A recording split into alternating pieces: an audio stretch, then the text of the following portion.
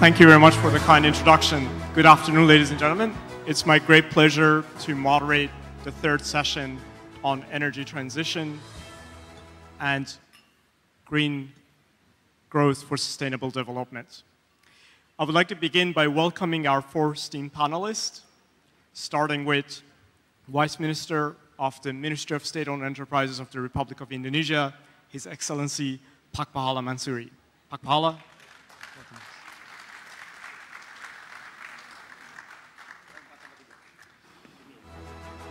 Our second panelist is Asian Development Bank's Director for Energy Division, Southeast Asia, Mr. Toru Kubo. Kubo-san, please.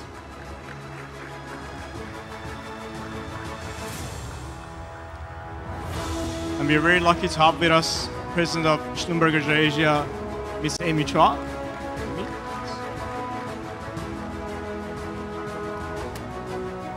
And last but not least, Head of Asia Pacific for Energy and Environmental Policy for Amazon Web Services, Mr. Ken Haig. Ken, please.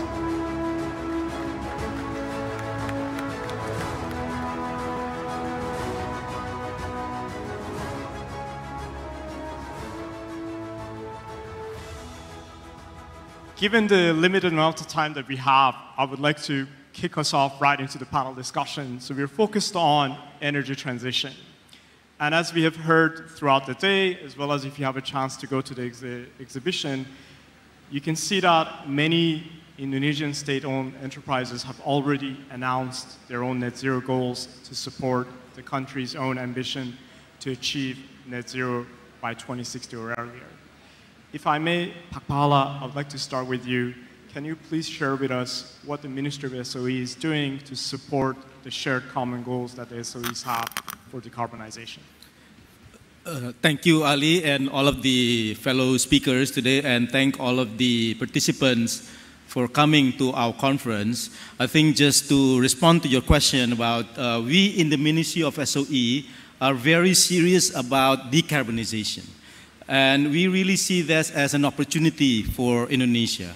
But we take a very practical approach. As Pak Eric actually mentioned, one of the big focus of us is how the SOEs are going to not only deliver value, making a positive impact on the social of the Indonesia.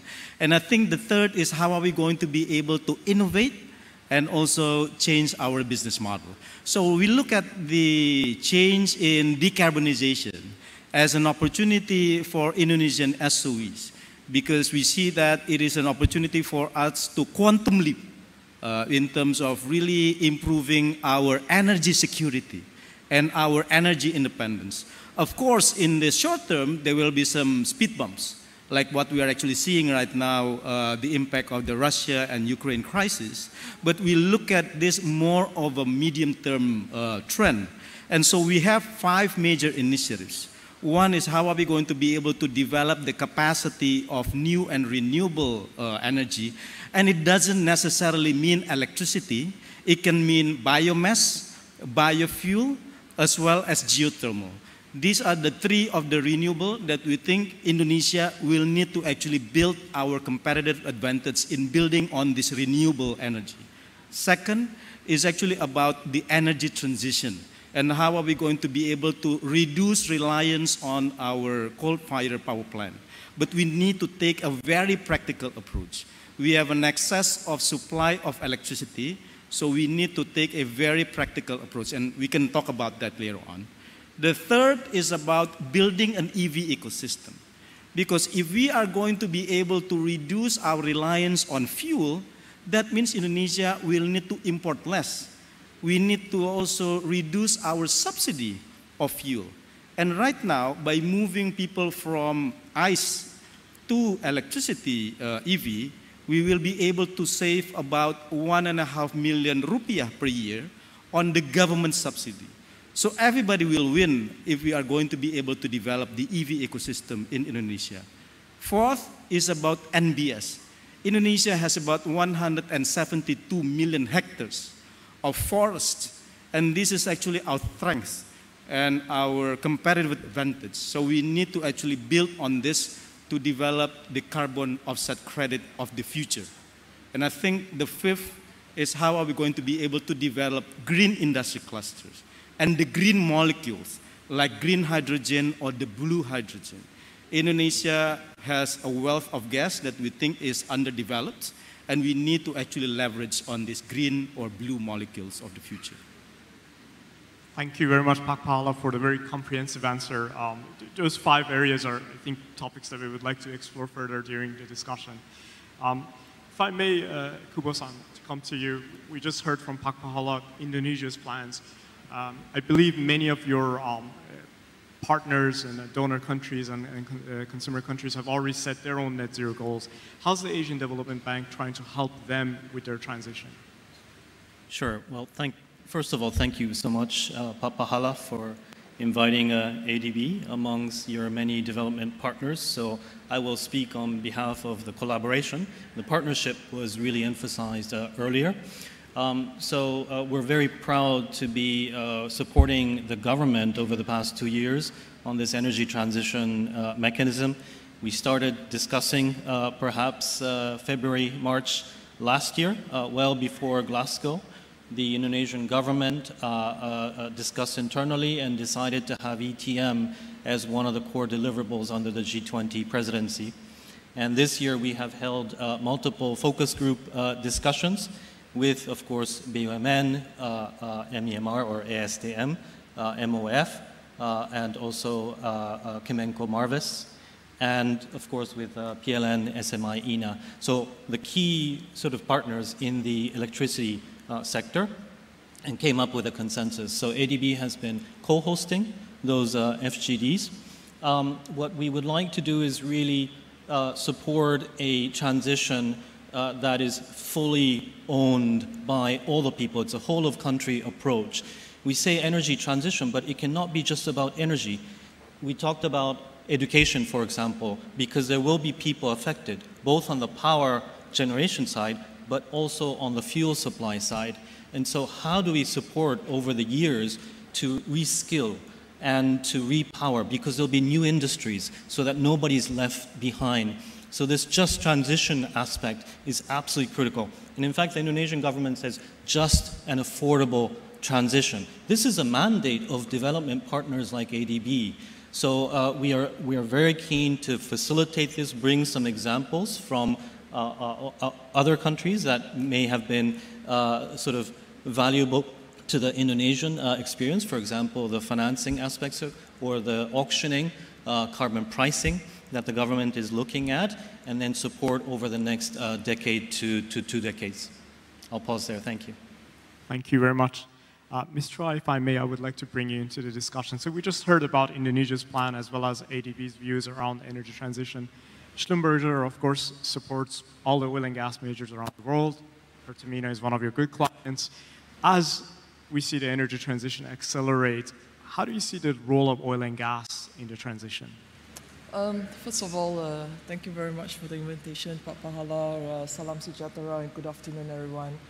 I think, you know, perhaps I'll start by quoting an analysis that IHS has done, and they did some modeling right today. Oil and gas comprise about 56% of the energy mix, 56%, yeah? In the current momentum, by 2050, this is expected to reduce to 45%.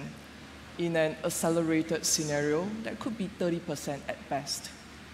So 30 to 45% of the world energy mix will still have to come from oil and gas. There are a lot of people who don't find this news comforting because, you know, obviously we want to go faster. But you know, the reality is it's going to remain very relevant, which means 2 things, right? Number one, we need to figure out how to decarbonize. So, Pahala, you were right. You know, decarbonization is going to be huge. It's going to define the era for us in this, actually in this next 2 decades, I believe, right? And then second, I think no one's going to be able to go at it alone. So all these discussions around collaborations, around partnerships, working together, private and public companies, technology, digital, I think it's crucial, right, that we do work together to get there. Thank you very much. Mr. Hague, if I may, I would like to bring into discussion as well. I think our audience is quite familiar with Amazon, maybe not so much with AWS, and particularly the interest that AWS has around energy transition. If you could please share with us, how does AWS fit in these discussions around energy transition? Thank you. Yes, so for those who aren't familiar, AWS, or Amazon Web Services, is the cloud computing part of the Amazon business.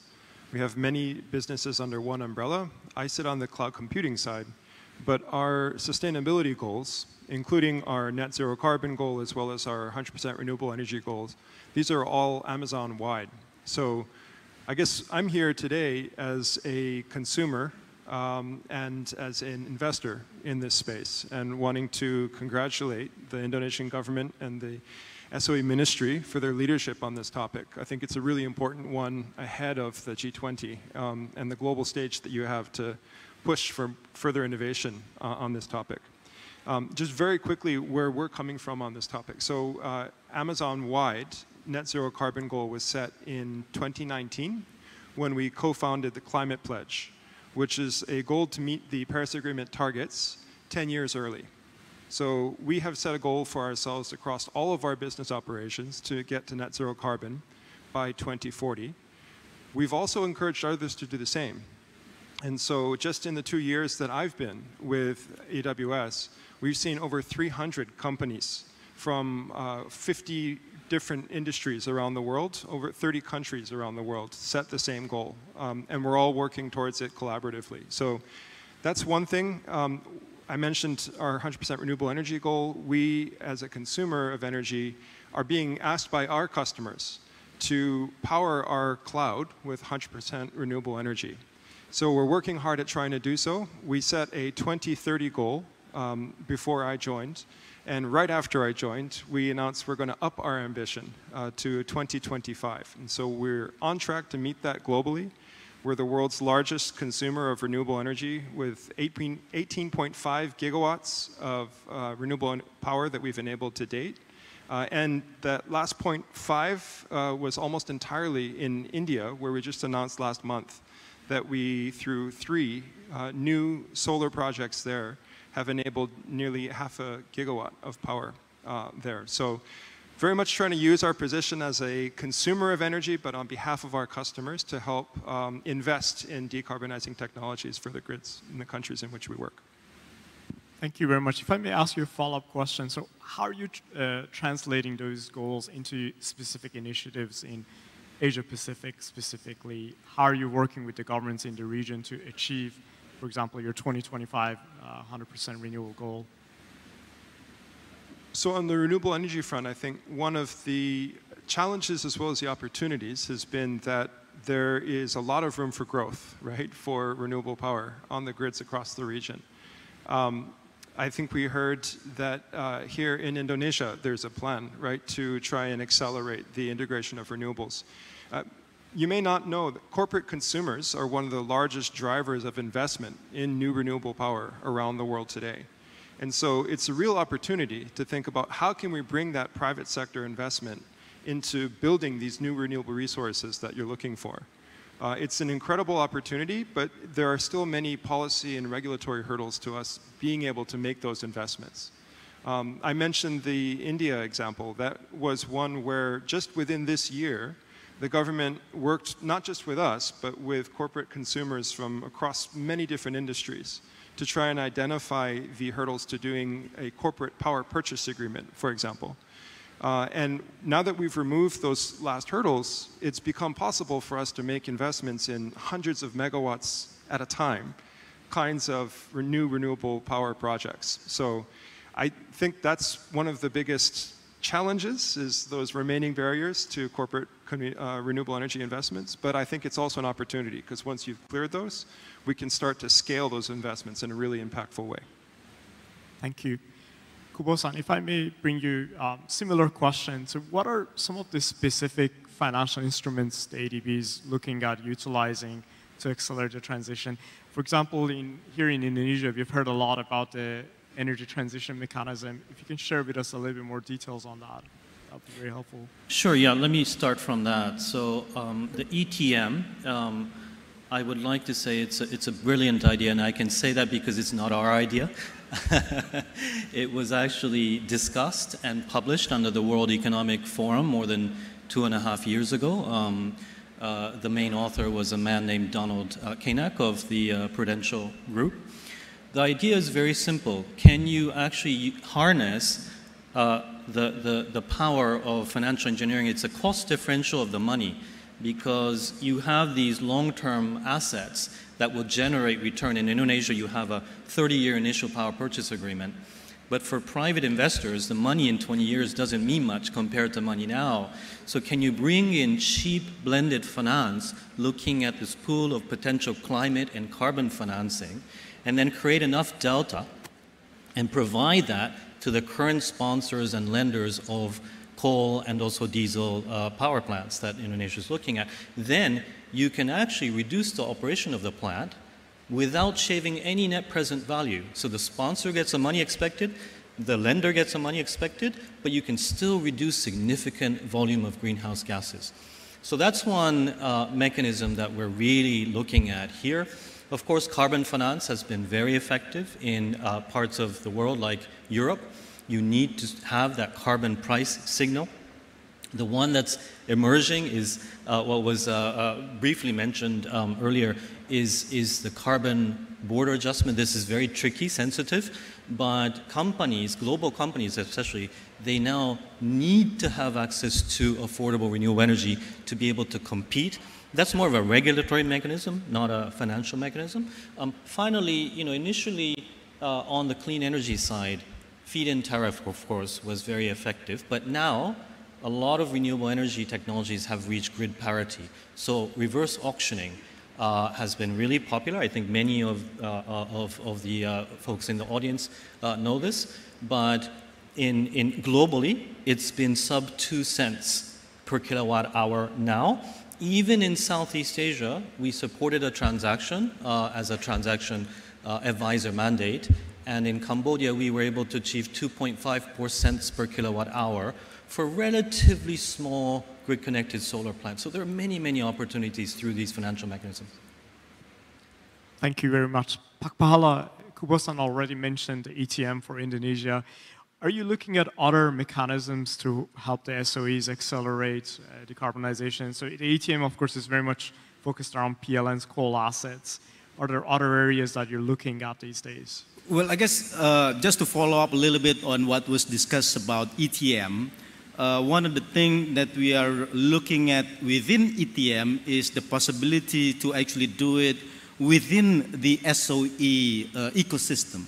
So there are companies that we have within the SOE ecosystem that will still probably going to focus on this hydrocarbon electricity, power generation, and they are very keen in terms of participating to become the new owner of this power generating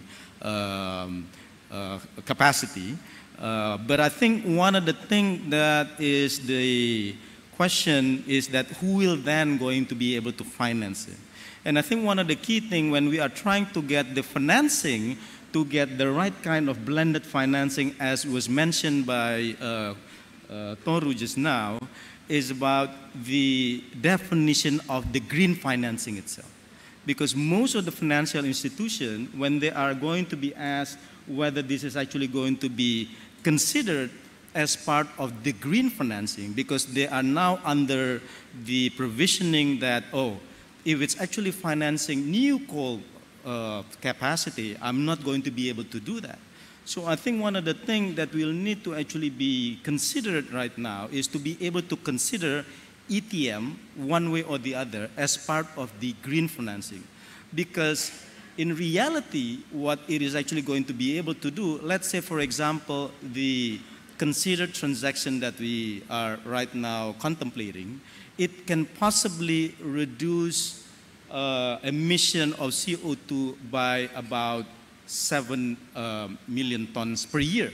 So being able to reduce it by about 10 years, even though it's only going to happen maybe about 15 years from now, it will reduce, if it's actually reduced by about 10 years, we will be able to reduce emissions by about 70 million tons. And it's huge to be able to do that. I think the other thing that we are going to try to do, I think we are talking about just now biomass and biofuel, for example. As an example of how are we going to be able to reduce the usage of hydrocarbon. Let's take, for example, why is it now that since 2018, Indonesia is no longer importing gas oil anymore? Because we already introduced B20 at the time, and right now we are actually at B30. By doing that, we are already going to be able to reduce the usage of hydrocarbon fuel by about 30% already. And I think that is another thing that we are trying to do that actually happens already within the gas oil. We are going to try to do it also in the ethanol to be used as the replacement of gasoline. Similarly, also, we can try to see co-firing. So green and blue ammonia or green and blue hydrogens are the opportunity that we are actually considering. Of course, the current studies still states that because of the cost of the green electricity, green ammonia and green hydrogen probably is not possible to actually be implemented yet. But I think we are still going to be able to use that for blue hydrogen or blue ammonia as a mechanism to do a co-firing. Similarly, also biomass. If we are going to be able to replace some of the coal that is currently being used by our power generation with biomass, and Indonesia has a wealth of biomass like rice husk, the empty kernel from palm, or any of the other waste that we have, that will actually have a significant reduction in terms of the emission without actually doing some of the things that we are actually now debating about the ETM itself. And at the same time, we are going to be able to really build on the wealth of the biodiversity of Indonesia.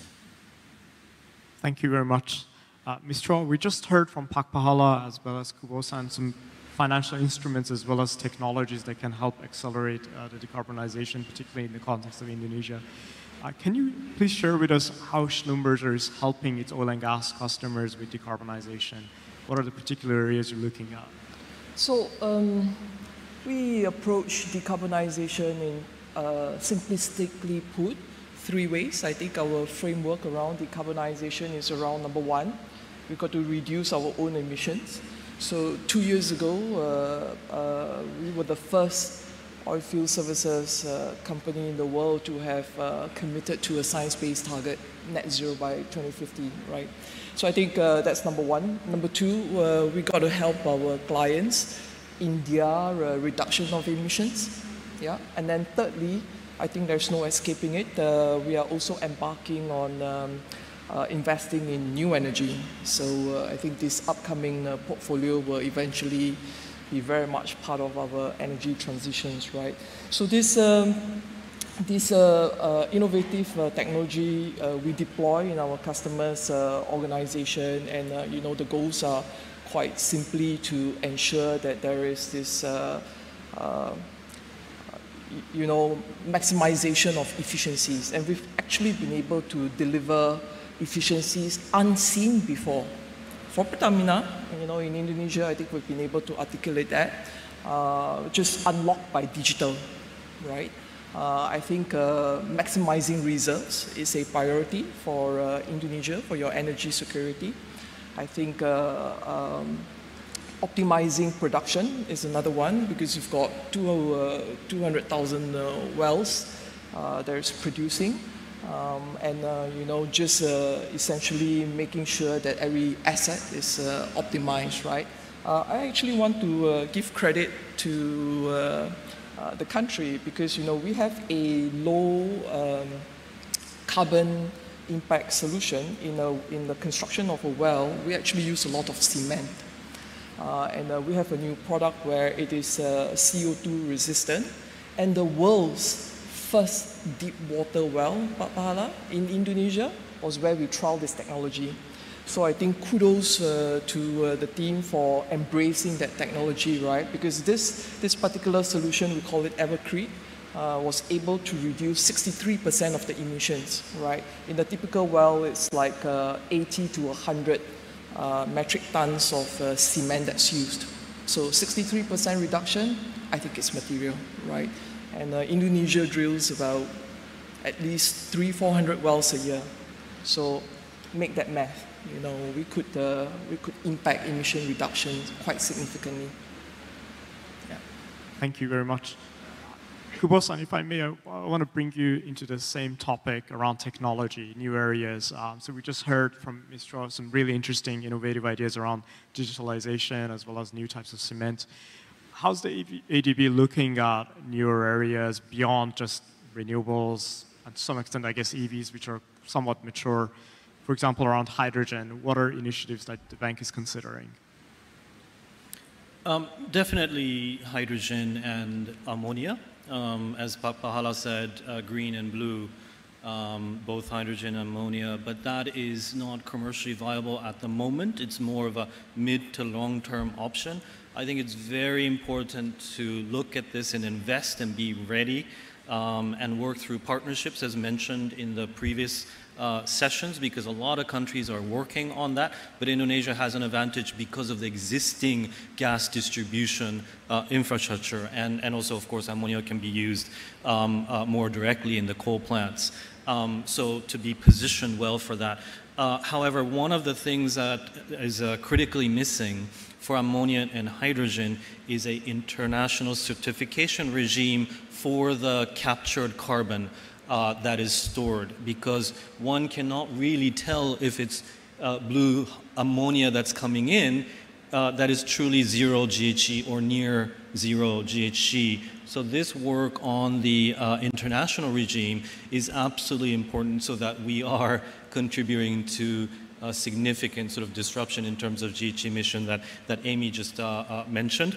I know you talked about technology, but just in that same vein of international efforts, the taxonomy issue is absolutely key that Pahala mentioned, because right now it's not being seen as green investments, but can it be seen as transition investments? And there needs to be a pricing difference for that, you know, for the country to benefit. Electric mobility, definitely one major area. But I don't think we should forget about demand side, energy efficiency. There's so much untapped potential in Indonesia. And in the power sector, especially for peak shaving, it's a no-brainer because peak power is so expensive, both for power generation, but also for grid services. So many countries have focused on peak shaving and auto demand response. This is one area that is a low-hanging fruit. Thank you very much, Kubo-san. Ken, if I may bring you in, I would imagine you may have similar thoughts to Kubo-san around energy efficiency, but what are your thoughts around both on the technology side, but also the regulatory challenges that Kubo-san mentioned? Yeah, I think it's great to hear energy efficiency mentioned more than once. It's the unsung hero, I think, in this story. There's a lot of opportunity, a lot of low-hanging fruit there, and some that doesn't take terribly sophisticated technology to address. But so I can speak a little bit to how we're maximizing energy efficiency in our own operations. We did work very hard. I think the data center industry and cloud service providers as a whole have really tried to push the envelope on maximizing energy efficiency. In fact, what we heard in a report from 451 Research last year is that for the average enterprise or public sector organization in Asia-Pacific region today, including Indonesia, there's a nearly 5 times increase in energy efficiency from moving your IT workloads from on-premises data centers into the cloud. And that's because of the investments that we've made on maximizing our energy efficiency. We do it in everything from, you know, the chips that we have built specifically for AWS, all the way into the way that we build our racks and servers, and then the facilities themselves. It's just we've maximized efficiency where we can, and we're constantly working on this. So I very much encourage further looks at energy efficiency, thinking about taking advantage of the energy efficiency increases that have already been achieved in cloud computing. But beyond that, I think to the point about technology and digitalization that was brought up in the last panel, the IEA did a report last year where they were looking at investments in things like renewable energy, in energy efficiency by the world's largest tech companies. what they found was, well, that's significant. There's exponentially greater decarbonization value if we're able to use cloud technologies. Think about tools like AI, machine learning, IoT, cloud or edge computing. All of these things are things that could drive deep decarbonization from energy to transportation to construction, manufacturing. And there's a lot of low-hanging fruit there that we think really could be addressed. So there's actually a paper that was out this last week. I was at the Cloud Expo in Singapore, and the Asia Cloud Computing Association put out a paper talking about 17 United Nations Sustainable Development Goals. And there are cloud cases for how cloud technologies are being used to address all 17 of those today, right? So not a question of when and how do we do this, but there are use cases that we can look to today as to how to use cloud technologies, for example, to drive some of these energy efficiency and other initiatives. So, thank you very much. If I may, we're quickly running out of time. So we've talked about all the opportunities that the energy transition provides us, as well as some of the technology, policy, and financial mechanism that can help us accelerate that. So I want to look at the flip side of it and the risks. Pak Pahala, if we're not able to accelerate the transition, what do you think are the risks to the SOEs? Well, I think we cannot actually afford to be able to fulfill the NDC, right? Because Indonesia has already established that we are actually going to be able to get to net zero by 2060, and we will actually reduce emission by about 32% by about 2030. So I think it is actually out there.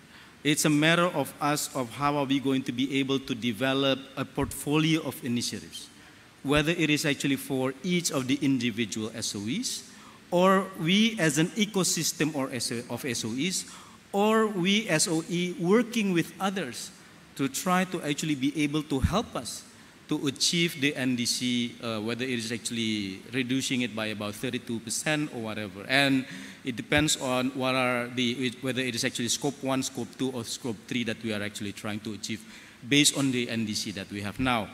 That is why within the Ministry of SOE, since last year, number one, we are already establishing that each year we should have a KPI.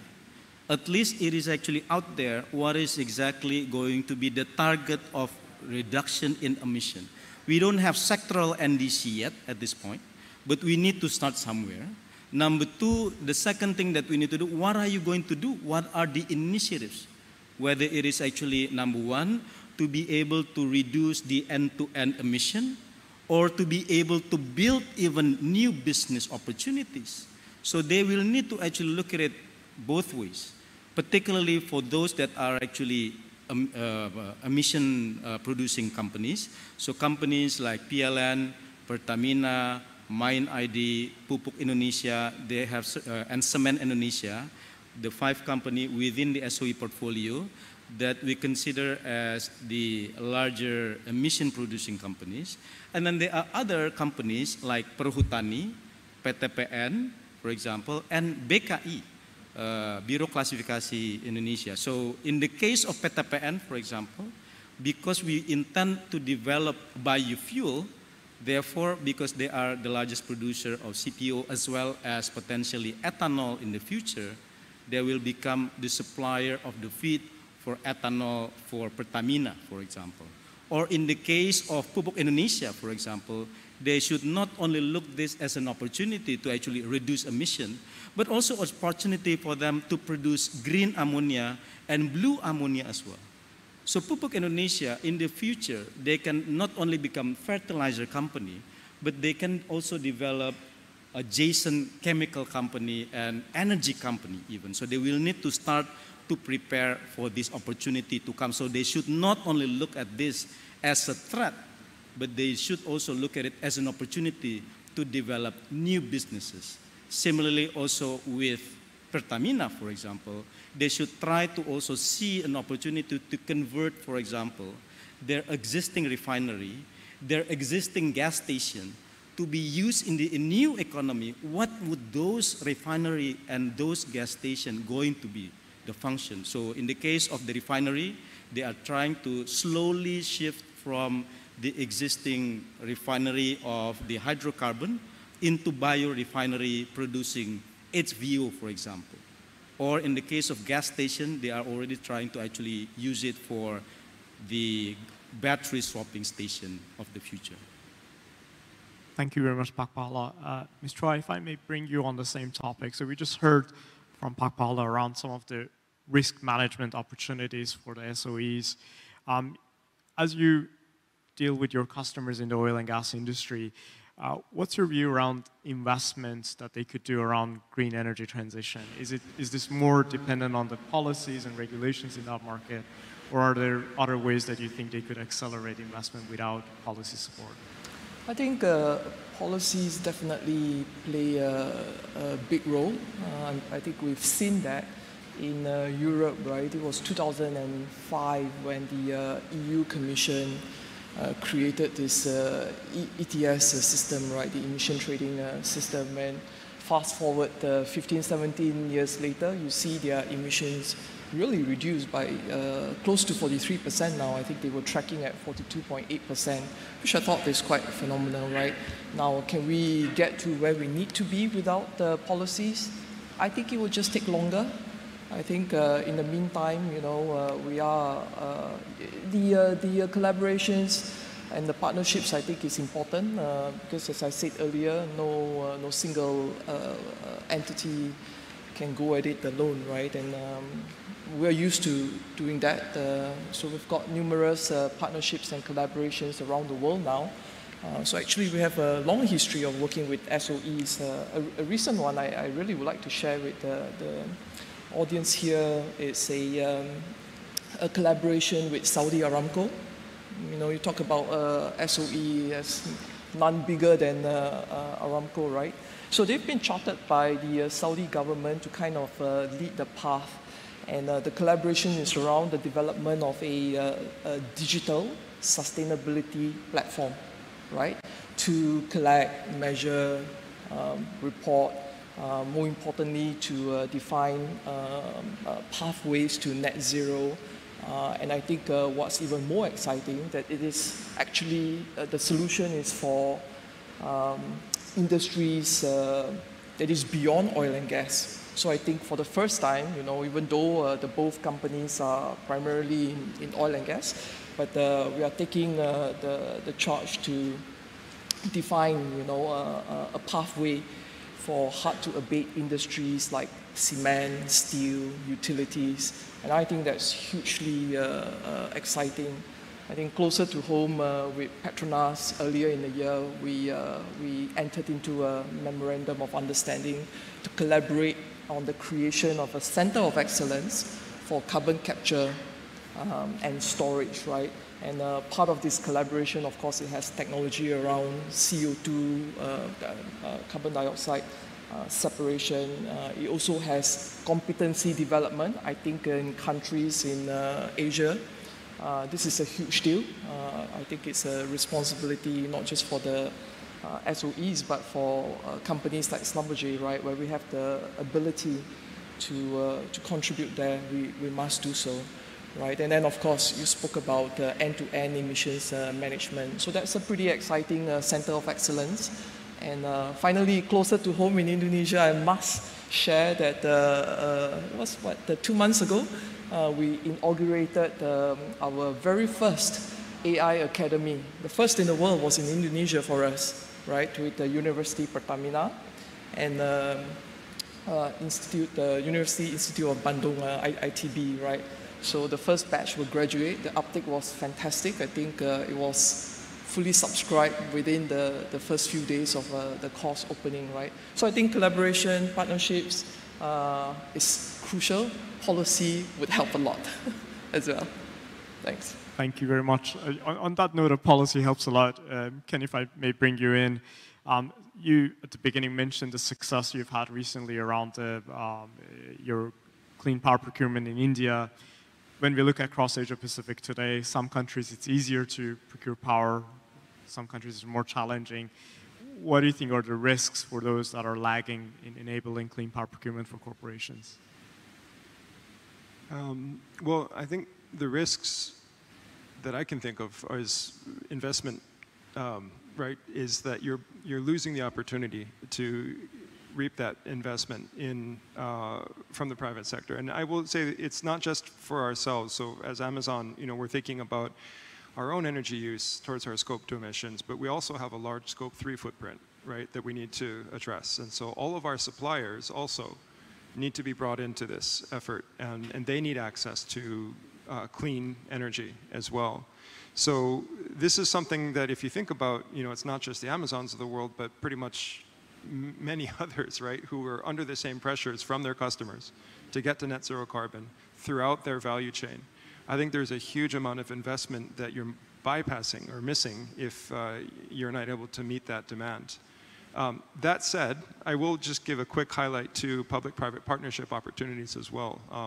We certainly want to be a partner in developing new renewable capacity, but some of the other technologies that were mentioned here today. So green hydrogen, for example, we're not just an off-taker. I don't know if you've heard, but Amazon has signed up to be an off-taker of tens of thousands of tons of green hydrogen with Plug Power. This is our first off-take agreement. But we're trying to put an investment towards that not yet commercially viable technology to make it commercially viable.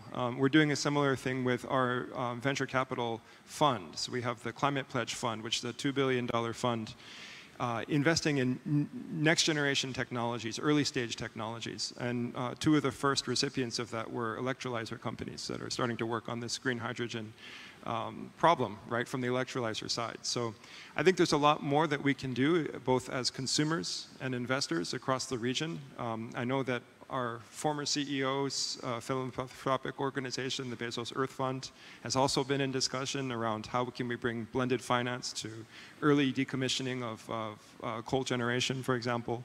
I think there's a lot of opportunities for thinking about how the private sector, philanthropic organizations, and consumers can work with governments across the region to try and address some of these common challenges. Kubo-san, if I may bring you in on this question of risk, particularly in the context of investment, how's ADB looking at its long-term capital deployments? Maybe to put it in context for our audience, today the global average of investments for every dollar in fossil fuel supply, it's only 97 cents in low carbon. Now that number by country widely varies. Some places are doing a little bit higher, some places lower. If you look at scenario analysis, including what we have done at BNEF, IEA, or NGFS, or others, consistently all the scenarios are saying that that number needs to be somewhere around 7 by the end of this decade. It's a 7-to-1 ratio. How does that translate to when you look at ADB's capital deployment? Right, very challenging. I know it's a very, very easy question for the end. Question, yes. I think we already mentioned about pricing. So we have to price carbon to really shift that dynamic. It is happening in many places, and just stepping back a little bit, Indonesia is one of the most vulnerable countries to climate change impacts. It is very much an archipelagic country. Many people live on the coast, and they are threatened by sea level rise and storms.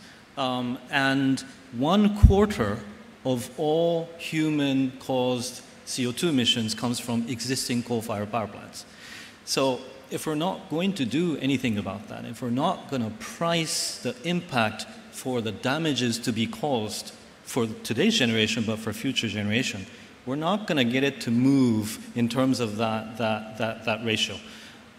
But there are many, many different sort of policy barriers that the government actually already knows about. Pak Pahala is already on top with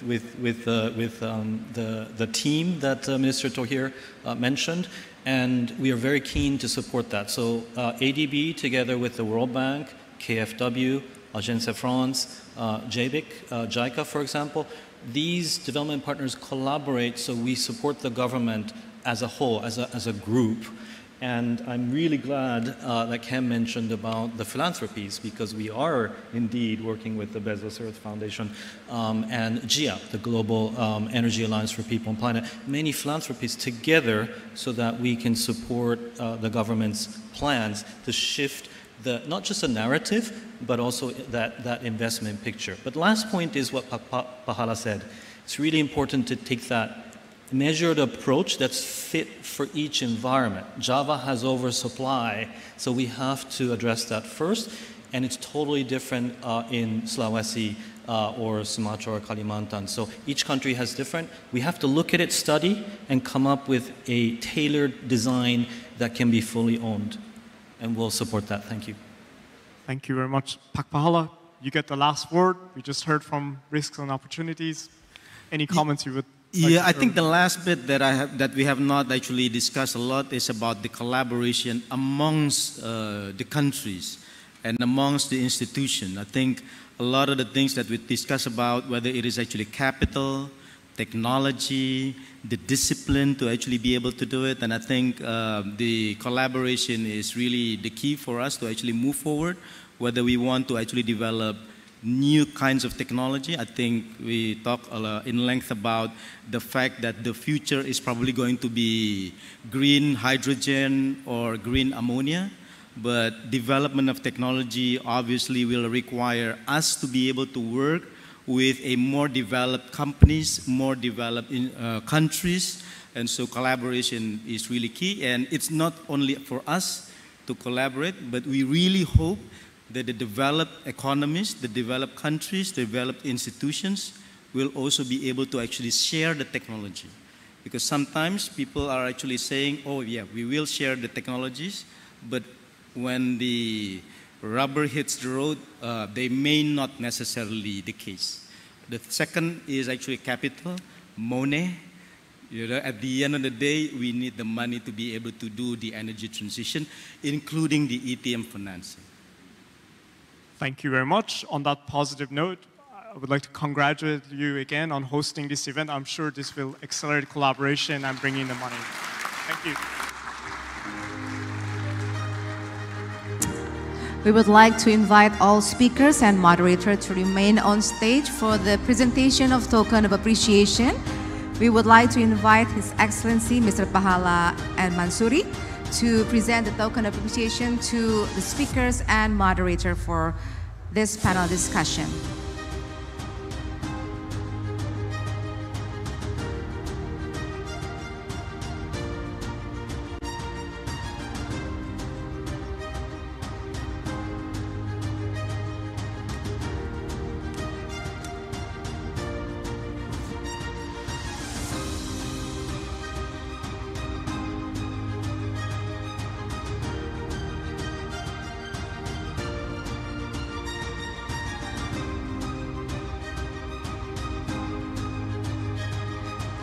Thank you very much. Please pose for a photo session.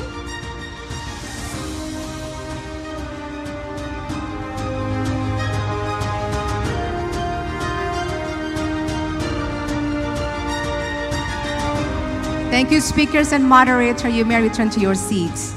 Please give a big hand, ladies and gentlemen, once again.